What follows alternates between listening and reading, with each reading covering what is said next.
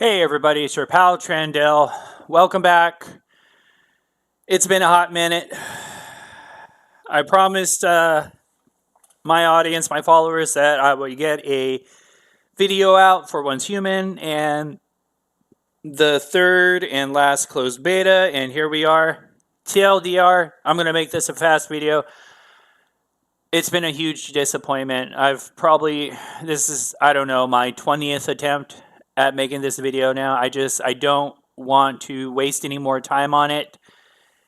And let's get into it. So we're in the game. Let's go ahead and start talking about my experience, what I'm seeing, and why Once Human is probably one of the biggest disappointments so far for me this year in gaming. And Lord knows it hasn't been a good, year or so for gaming across the board when it comes to launches and releases and stuff like that. It's a mobile game at this point. NetEase has turned Once Human into a mobile game. Let's get into it so we can start breaking it down, start talking about all the changes and why I'm currently at where I am with the game and why I won't be moving forward or recommending Once Human. Like, probably a lot of you, especially a lot of you in my audience that's been following me specifically for my Once Human content. Once Human was advertised, it was billed, it was hyped as a online, massively multiplayer, open world like survival game MMO. That is not what it is anymore. It's no longer that. I don't want to call it a bait and switch, but it pretty much is at this point. It's definitely nowhere near along the lines of like a day before or anything like that. This is a real game. A lot of us have been playing it for months and months and months now through the different betas, but it's not what we were promised. Let's get into the patch notes so we can start breaking some of this stuff down and going into the changes that's been going on. So right off the bat, one of the biggest red flags for me and probably for a lot of you, because I've been seeing this comment go all over the place, was the change to seasonal content. This whole Eternal Land BS that they introduced. It's garbage. You don't have a in-depth open world MMO and only limit it to 6 weeks of seasonal play. That's not what we were promised. That's not what that's not what it was advertised. That's not what I was looking for. It's not what a lot of people was looking for. And to make such a huge change at the last moment, it doesn't make any sense. Again, this is the last closed beta. This is, for a lot of people, this might be their first introduction, and this could very well be the last that a lot of people have into, any interactions or interest with Once Human now. You don't make changes like this at the last moment. The game is supposed to release in the third quarter. It's right around the corner. And that what makes me pretty much believe that this was always going to be a mobile game. And they just waited until the last second to kind of show their hand.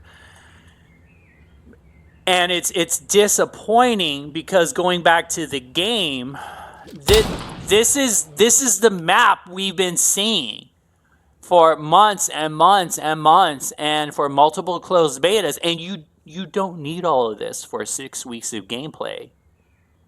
You don't need this. This is a world that you would see in a real MMO, not in something that NetEase expects people to just play for a couple weeks. And I got a feeling we're never going to see this. There has been no talk, no additions of new locations or anything like that. And I got a feeling this is all we got, what we've seen so far.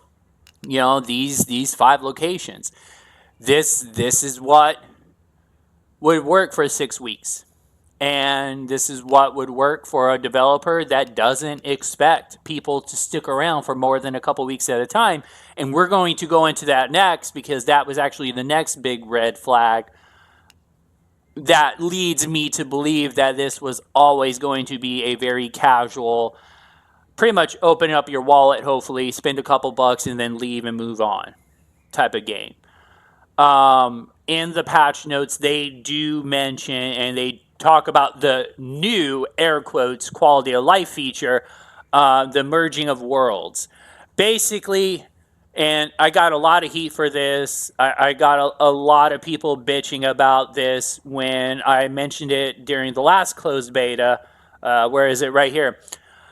So, to mitigate low population in the mid to late season, which would be 3 weeks in a 6-week season, we will be implementing the merging of mirror worlds at the end of specific seasonal phases. Again, in my last videos, towards the end of the last closed beta, I did point out that populations across the board in pretty much every server, and a lot of people were pointing out the same issues in Discord and other places, that they couldn't find anybody to play with. Populations were crashing across every server around the 3-week mark, and this is basically NetEase's admission of, yeah, we saw that too.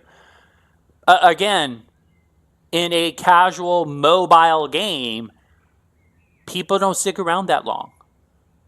And that's not what developers expect. And so NetEase is already planning for the populations to start dying out after only a handful of weeks. So this right here was another huge red flag for me. The other thing that I noticed too, right off the bat, was just like you would see in a lot of very casual cash shop mobile games, is there's currencies all over the place now. Before, we just had the star chroms, which were bad enough, and the energy links. Now we got star chroms, we got energy links, we got quote unquote event currencies now. There's just currencies all over the place. There's another one too. Where is it? Right here. And this is the type of stuff you would see in a casual mobile game. They flood the players with all kinds of, confusing different currencies. Nobody really knows what's useful, what's not. But to me, one of the biggest issues and concerns I still have, and it's only gotten worse, was the star chroms. It says right here clearly that star chroms will be used to purchase items in the seasonal shop. But as we just noticed, when we go to the seasonal shop, nothing here. You don't see any of the items purchased, that can be purchased with star chroms. And that really, really makes me leery, and honestly reinforces that whole pay-to-win aspect that myself and a lot of people were worried about during the last closed beta, is the fact that they're kind of hiding the items that star chroms are used in the seasonal shop, and all these other different additional currencies, just random currencies that you only see in casual mobile games. And the fact too that there's still a lot of issues with the gacha machine. There's still a lot of pay-to-win aspects that not only were not addressed, but going back to the patch notes, they basically hit it. So at the very end, after pages and pages and pages of patch notes, there's only one mention. Where is it? It's like literally at the very end almost. Yeah, here we go. There's only one mention of the gacha machine. And even though it's a quote-unquote overhaul, they basically don't really mention anything in detail about it. They don't mention any changes to it. They don't mention any type of consideration, or they don't try to, relieve any of the fears and concerns about pay to win. They basically threw one paragraph at the very bottom of the patch notes, and they also kind of hid it and changed it around in the gameplay. Before you got the gotcha machine basically at the very start of the game. You got it right when you started the game in Deadsville in this location.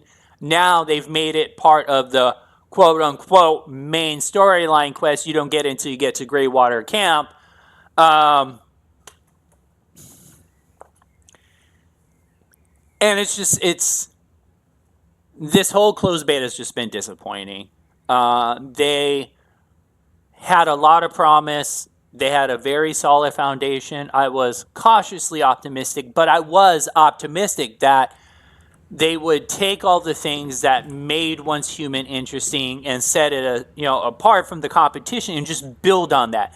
Take the last couple of months, take this last closed beta, polished up the things that really made Once Human shine, and end the closed beta on a high note. And they kind of went in the opposite direction.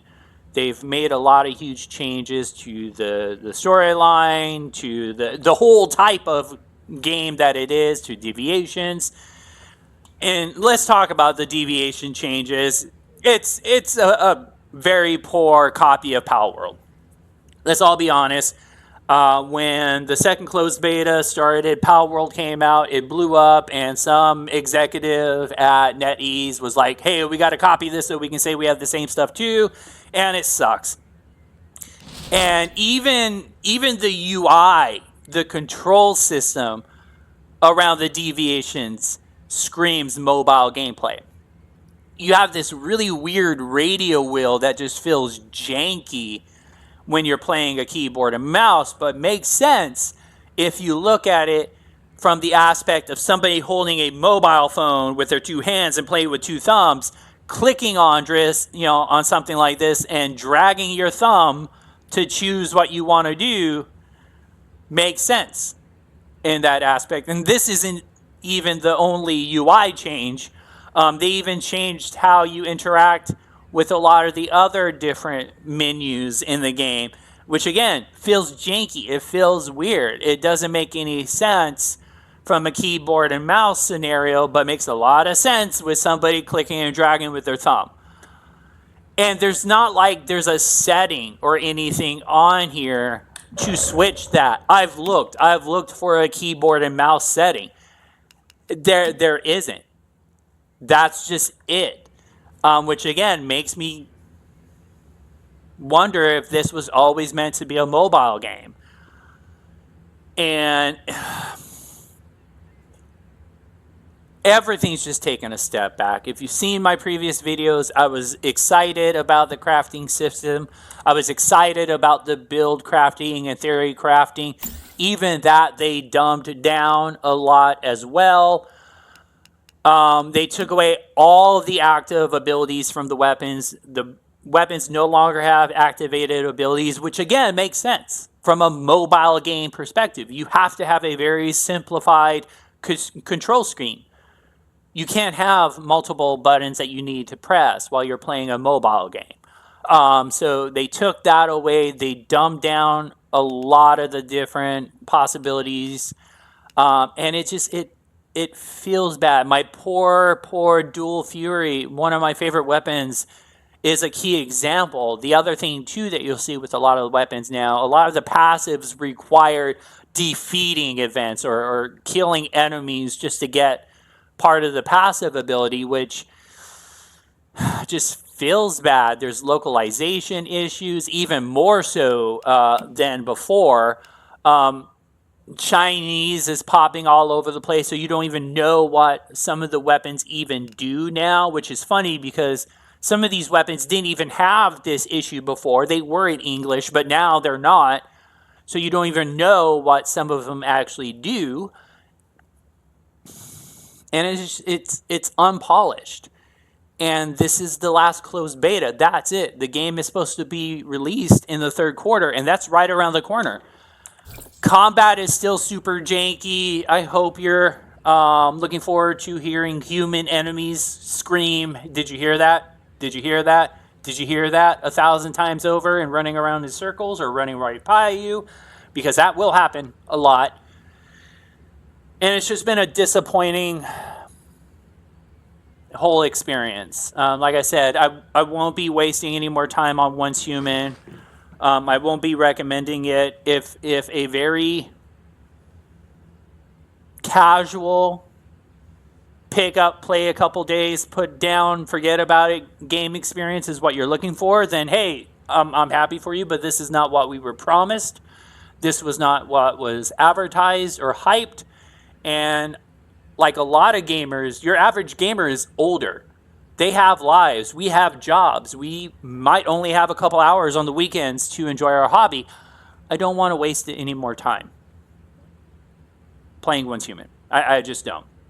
Anyways, folks, that's the video. I was hoping for something different, but it is what it is. As always, I appreciate you all. Thank you for the ride. Hopefully, there's other games I'm looking forward to that will be releasing and coming out soon. Hopefully, we can start digging into some of those. But as always, I appreciate you all. And, until next time, please take care of yourselves. Take care of each other. This is your pal Trandell signing out.